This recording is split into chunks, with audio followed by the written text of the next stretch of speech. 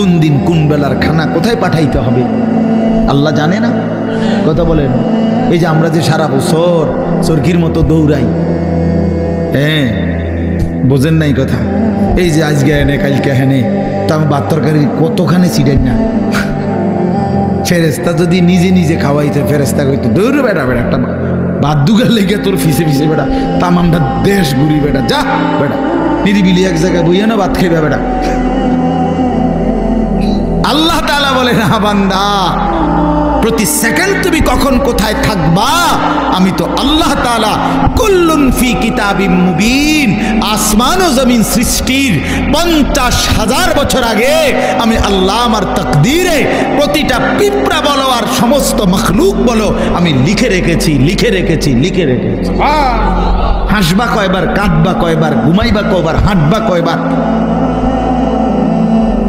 সব লিখে রাখছেন।